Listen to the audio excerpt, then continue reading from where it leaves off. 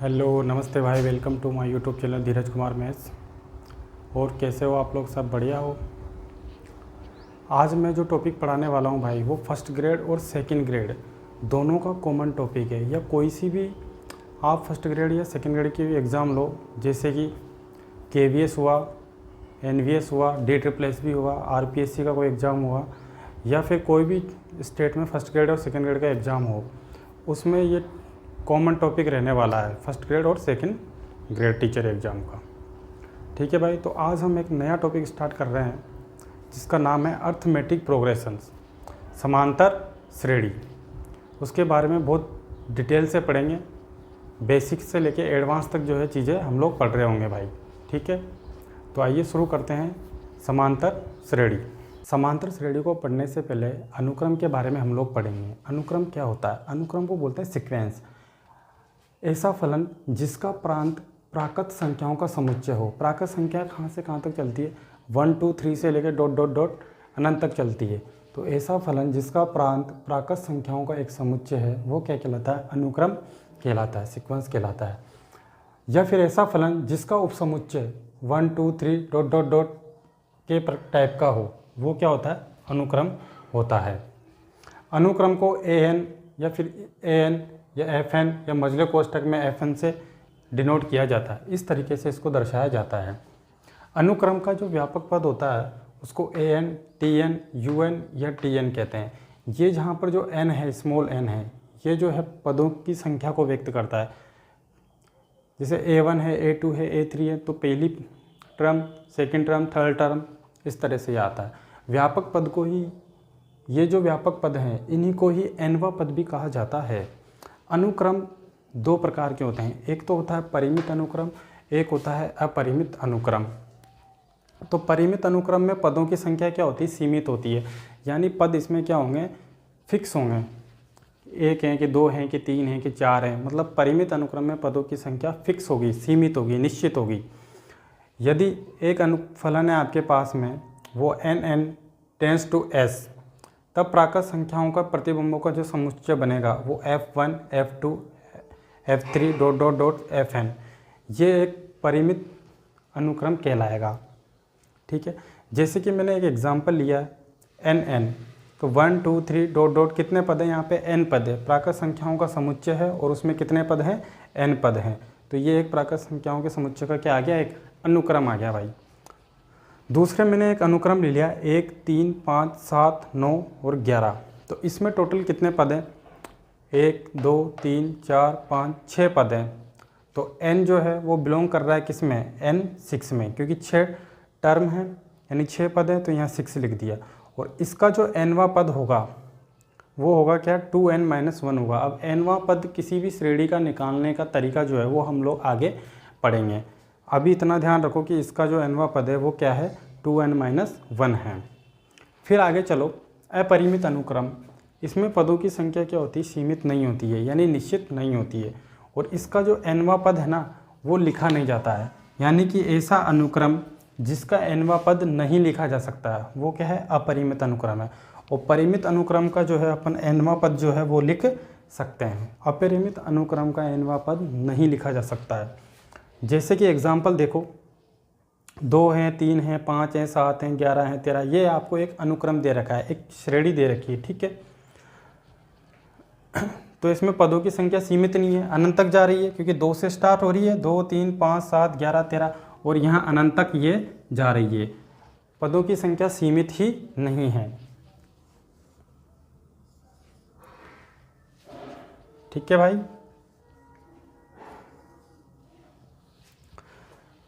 एक फलन है सच दैट इस प्रकार है कि n tends to s, n प्राकृत संख्याओं का समुच्चय है और s एक क्या है? दूसरा सेट है, कोई एक दूसरा समुच्चय है।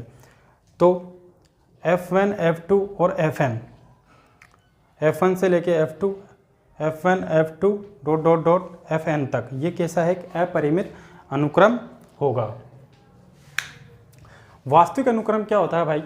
वास्तविक अनुक्रम वो होता है जिसकी रेंज, ऐसा अनुक्रम जिसकी रेंज यानी परिसर वास्तविक संख्याओं का एक क्या होना चाहिए? उपसमुच्चय होना चाहिए। और वास्तविक संख्याओं का जो सेट होता है वो कितना होता है आपको ये पता होना चाहिए, माइनस इन्फिनिटी से लेके प्लस के इन्फिनिटी तक। ये बीच में यहाँ जीरो होता है, यह आपका माइनस इन्फिनिटी है और यह आपका प्लस इन्फिनिटी है, यानी माइनस अनंत से लेके प्लस अनंत तक वास्तविक संख्याओं का एक समुच्चय है। वास्तविक संख्याओं के समुच्चय को हम आर से डिनोट करते हैं। तो वास्तविक अनुक्रम क्या है? जिस अनुक्रम की रेंज यानी परिसर एक वास्तविक संख्याओं का क्या होता है, एक उपसमुच्चय होता है, तो वो क्या कहलाता है? वास्तविक अनुक्रम कहलाता है, रियल सीक्वेंस कहलाती है। ठीक है भाई, देखो भाई आगे बढ़ते हैं। एक अनुक्रम आपको दिया हुआ है जिसका पहला पद 1 है, दूसरा पद 8 है, तीसरा पद 27 है और इसका nवां पद यहाँ पे निकालना है। तो यहाँ पर क्या होगा, ये किसका क्यूब है? 1 का क्यूब,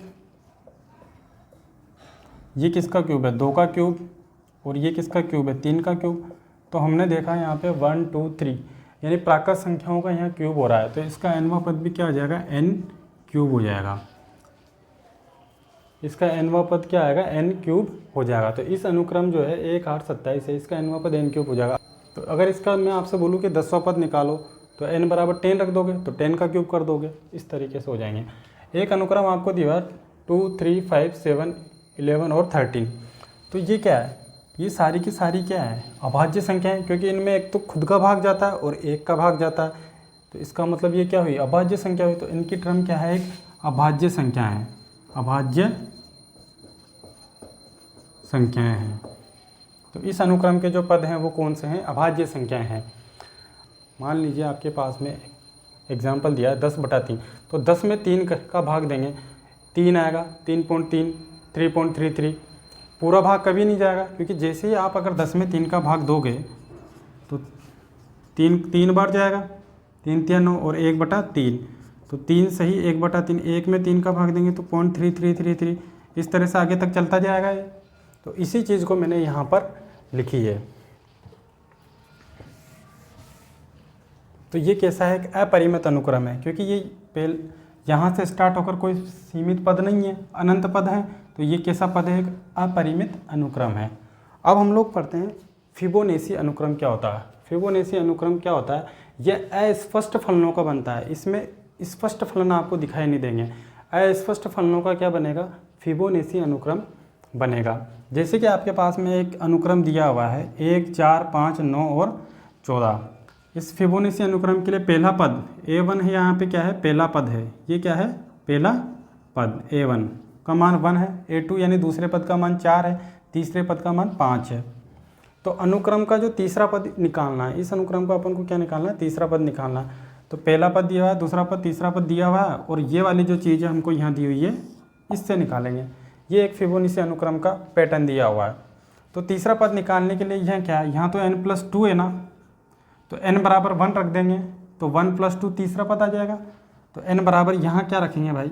1 रखने पर n बराबर 1, पुट n बराबर 1। तो 1 + 2 कितना? 3। तो यहाँ पर 1 a1 और यहाँ 1 + 1 कितना? 2। तो a1 का मान कितना है? 1 प्लस a2 का मान कितना है? 4।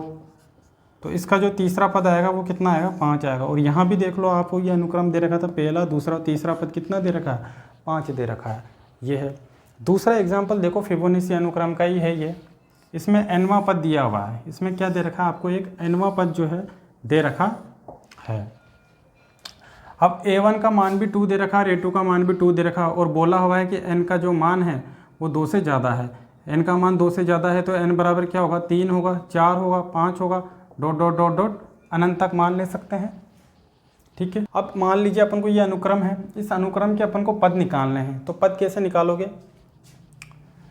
पहला पद दिया हुआ है, दूसरा पद दिया हुआ है, जिसका मान कितना है? 2 है। अब अपन को निकालना है तीसरा पद।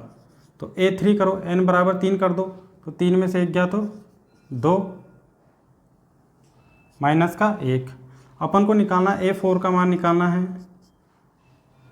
तो 4 में से 1 गया तो 3 माइनस 1। a5 का मान अपन को निकालना है, तो f5 में से 1 गया तो 4 माइनस का 1। तो तीसरा पद निकल जाएगा। अब देखो a2 कितना है? 2, 2 माइनस का 1 बराबर 1। a3 कितना आ गया? अभी a3 1 आ गया, तो 1 माइनस का 1 कितना? 0। a5 में a4 में से 1 माइनस करोगे तो a4 कितना है? यहाँ पर अपने पास 0 है, तो 0 में से 1 माइनस करोगे तो माइनस का 1। अगर A6 वाला पद निकालोगे तो 6 माइनस 1 कितना हो जाएगा 5, माइनस का 1। A5 कितना है माइनस का 1 और फिर माइनस का 1, माइनस 1 माइनस 1 माइनस का 2। इस तरह से ये बहुत सारे पद जो है अपन निकाल सकते हैं। कोई सा भी पद आप 15वां पद निकालोगे तो यहाँ 15 रख दोगे, इस तरीके से बहुत सारे पद निकल जाएंगे। तो इस अनुक्रम के जो पद निकलेंगे, अनुक्रम के जो पद निकलेंगे वो क्या होंगे, पहला और दूसरा तो 2 है, तो 2 2, तीसरा पद कितना है 1, फिर कितना है 0 है, फिर कितना है माइनस का 1 है, फिर कितना है माइनस का 2 है। और आपसे बोला जाए कि इसके संगत श्रेणी निकालो, अनुक्रम के संगत श्रेणी, इसी के संगत क्या निकालनी है, श्रेणी अपन से पूछी जाए कि इसके संगत श्रेणी निकाल के बताओ।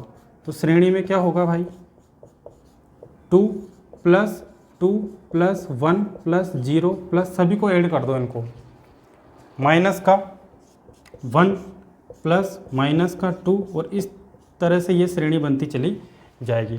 तो अनुक्रम के पद तो इस तरह लिखेंगे और श्रेणी को आप इस तरह लिख सकते हो। ठीक है भाई, तो ये होता है फिबोनाची अनुक्रम। देखो भाई, फिबोनाची अनुक्रम का एक और एग्जांपल हम लोग देखते हैं। उस फिबोनाची अनुक्रम का nवां पद जो आपको दिया हुआ है, टर्म नंबर n जो आपको दी हुई है, वो है an-1 प्लस an-2, और n का मान 2 से ज़्यादा है। और पहला पद और दूसरा पद a1 बराबर a2, उसका मान 1 आपको दे रखा है, और ये वाला अनुक्रम हमको निकालना है an+1 अपॉन an, और n का मान आपको दे रखा है 1 2 3 से लेके 5 तक दे रखा है। यानी कि हमको n बराबर सबसे पहले क्या लेना है, देखो n बराबर अगर 1 रखेंगे तो 1 माइनस का 1 0, a0 की वैल्यू कहीं नहीं है, 2 रखोगे यहाँ पर तो 2 माइनस 2 a0 की वैल्यू कहीं पर भी नहीं है, तो 3 से स्टार्ट करो, n बराबर 3 से स्टार्ट करो, तो a3, 3 में से 1 गया तो 2, 3 में से 2 गया तो 1, फिर n बराबर 4 पर सेट करो, a4, 4 में से 1 गया तो कितना हो जाएगा 3, और 4 में से 2 गया तो 2, फिर n बराबर 5, अब 1 से लेके 5 तक ही लिख सकते हैं, तो 5 तक लिख लो, a5, 5 में से 1 गया तो 4, 5 में से 2 गया तो 3। अब इनमें वैल्यू पुट करो और आंसर पाओ, a2 प्लस a1 यानी 1 प्लस 1 कितना 2। अब a3 का मान 2 आ गया, तो a3 का मान 2 यहाँ जोड़ेंगे, और a2 कितना है 1, तो 3 आ जाएगा। a5 में a5 का मान निकालने के लिए a4 प्लस a4 का मान कितना है 3, और a3 का मान कितना है इससे पहले वाला 2, तो 3 प्लस 2 कितना हो जाएगा 5। अब अपन को क्या क्या चाहिए, an+1 बटा a1। तो देखो n बराबर 1 2 3 5 से स्टार्ट करो, तो 1 रखो, तो a2 1 प्लस 1 2 और a1। देखो यहाँ पर अगर अपन n बराबर 1 रखेंगे तो 1 प्लस 1 a2 और यहाँ 1 a1। फिर दूसरा चलो,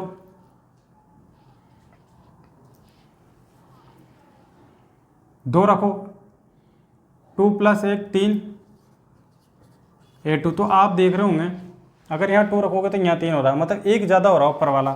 तो जैसे अगर 3 रखा तो 1 ज़्यादा हो जाएगा।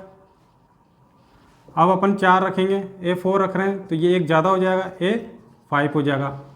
तो यहाँ तक अपन को देखो निकालना है, तो a2 बटा a1 निकालो, a2 की बटा a1 कितना है 1 बटा 1 कितना हो जाएगा 1, a3 बटा a3 का मान कितना है 2 और a2 का मान 1, तो 2 बटा 1 2, a4 बटा a3 यानी 3 बटे 2, a5 बटा a4 का मान 5 है और a4 का मान 3 है, तो 5 बटा 3। ये हमारे इनके मान निकल गए, यह आंसर है आपका। ठीक है भाई, तो आज के लिए बहुत है इतना ही।